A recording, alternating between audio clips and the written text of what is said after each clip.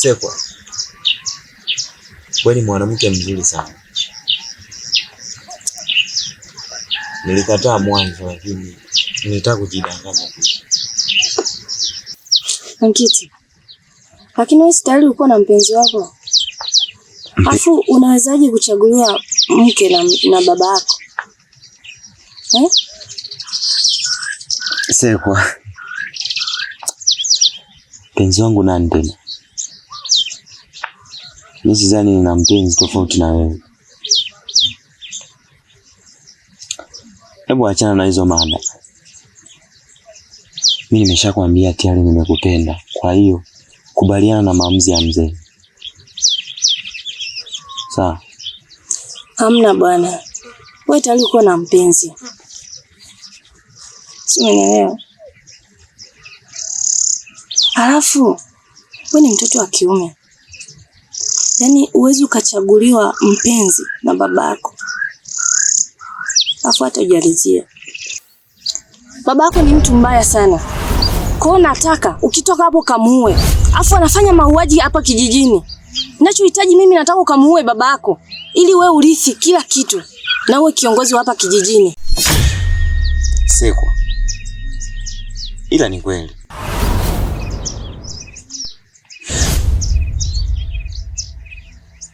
Mzee wangu kweli ana matatizo makubwa sana. Hata mimi nayaona. Mzee wangu anaua watu bila hata huruma kabisa. Nimekuelewa. Nitafanya hivyo. Lakini umeelezea kuwa na mimi? Ndiyo. Endapo ukimuua babako. Basi sawa, haina shida. Mimi nitaenda kutekeleza. Hata mimi mwenyewe namchukia sana.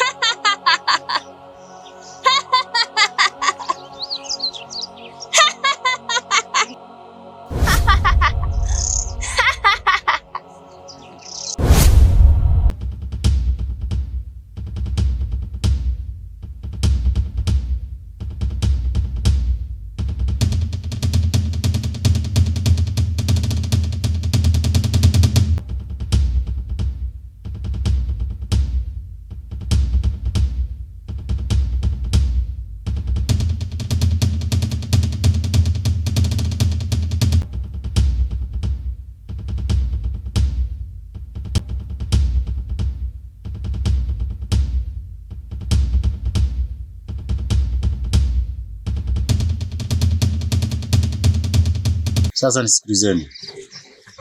Askari mtivu. Nakuamini sana. Askari Mago. Nawaamini sana vijana wangu. Naondoka. Ila nawakabidhi jukumu moja. Muondoke sasa hivi. Muende kwao Amaya. Wale ni watoto mapacha. Mkamate watoto pamoja na mama yao. Mpeleke machinjio. Nitarudi. Hilo limeisha chifu. Tunaenda sasa hivi na tunawakamata na tunatoa vichwa vyao, utavikuta hapa kwenye himaya. Ndio chifu. Lazima tutekeleze jukumu lilotupa. Usiwe na wasiwasi chifu. Fanyeni.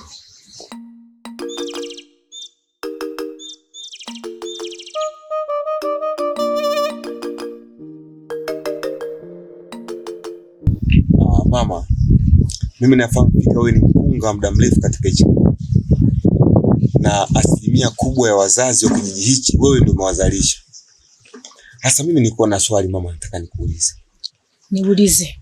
Yule mama mjane wa pale bondeni alijifungua miaka mingi kidogo imepita. Ndio. Nikataka nikuulize mama yangu, alijifungua watoto mapacha au alijifungua mtoto mmoja?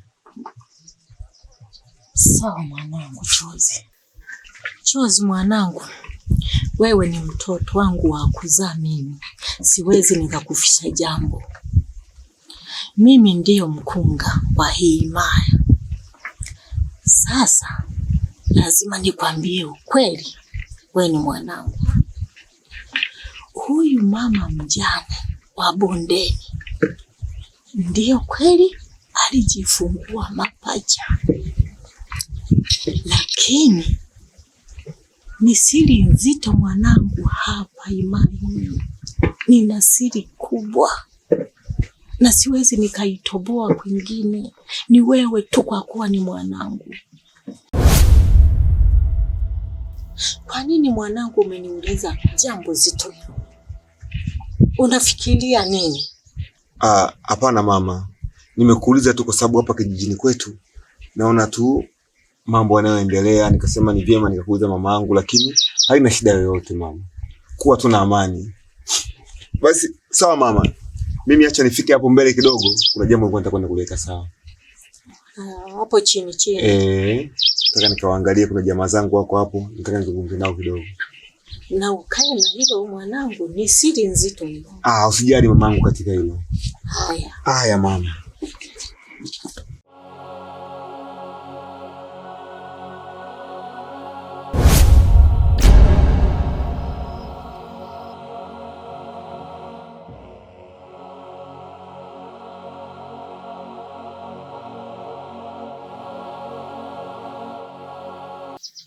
Chief, nenda.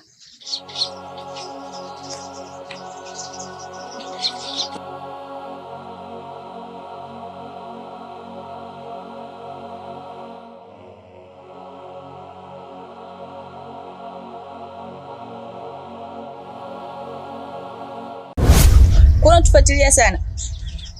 Kuna unapinga katika jambo hili? Acha tumue chifu. Ametufanyia mambo mabaya sana. Toka. Toka.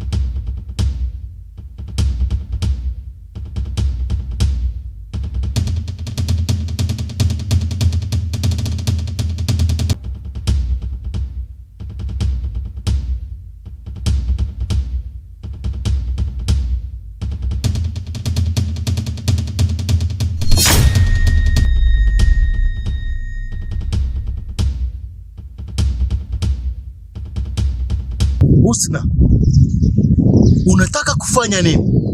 Na kwa nini unanifuatilia sana? Nimekuja kukuua wewe, sina kazi nyingine.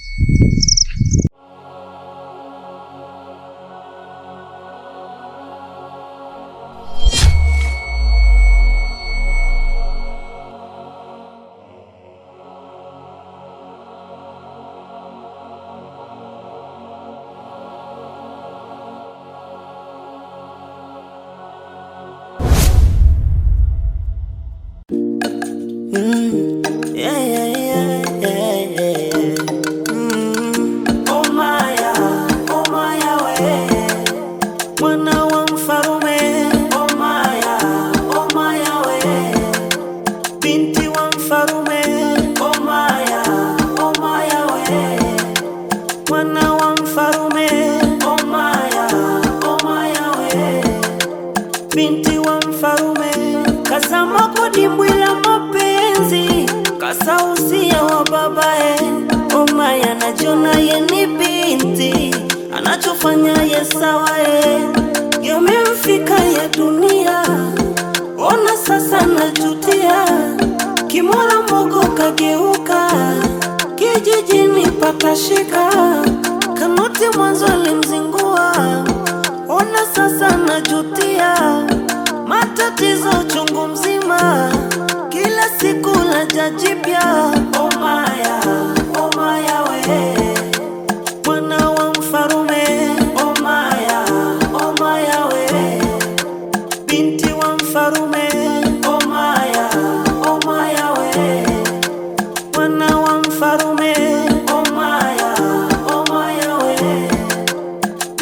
kuwa mfarume